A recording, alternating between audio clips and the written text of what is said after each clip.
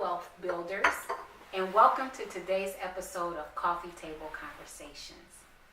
Today's topic is couples coaching.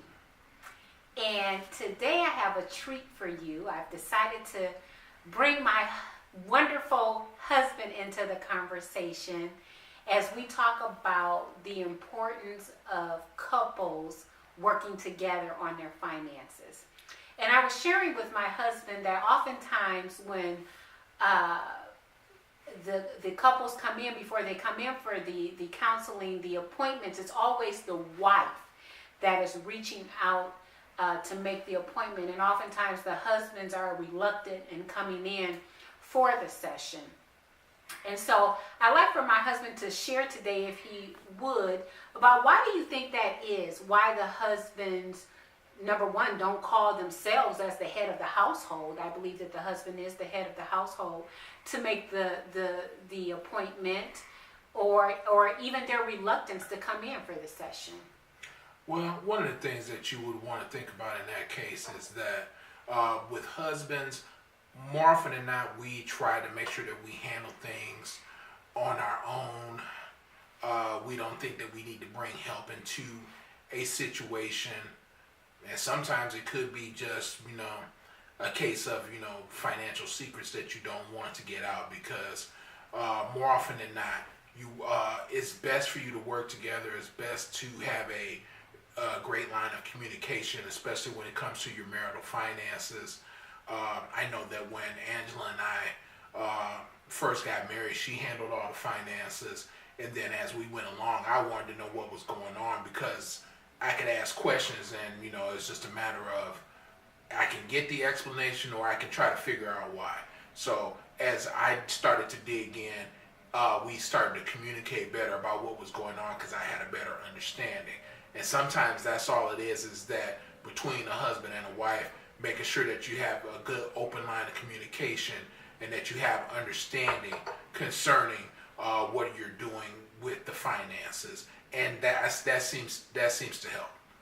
Yeah, and the reason why I have this policy in place is that I want my clients to get the most bang for their buck. And if you come in and it's just the wife and I put you on this plan and the husband is not on board with the plan, it's not going to work, because you guys are one.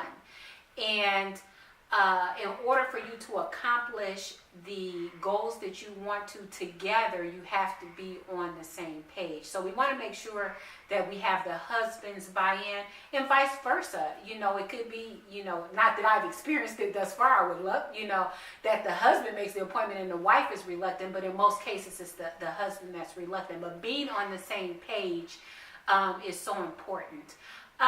Babe, maybe share with the audience, what are some tips that you could give to wives where maybe this is an area of struggle, where the wife wants to make a change with the finances and the husband may not be on board? What are some things that wives could do better, perhaps to better communicate and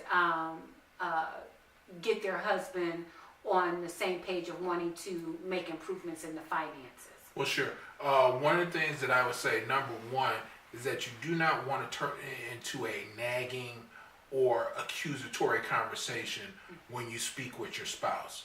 I think part of the reason that you have so many financial secrets or financial regrets that, as we've talked about in our blogs, that people have, is because people don't want to come clean about what they've spent, what they've done, what they've bought and hid in the back of the closet. They don't want to come clean with those things, and it could become an argument if they do.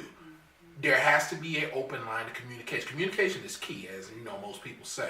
You have to have an open line of communication and want to work with your spouse in order to put your finances together. Two heads are always better than one, but you have to be willing to work together. If you're not willing to both pitch in to make your finances work, then and try to do it individually, then you'll have scattershot results. You really don't want that. Okay. Well, thank you so much, babe, for joining us in today's conversation. Glad to do it. Thank you, audience, for joining us. And if you continue to submit your questions to Angela Mitchell at Debt Not Allowed, you can also visit us at our website, debtnotallowed.com, where we have helpful tips and blogs there that you can get useful information.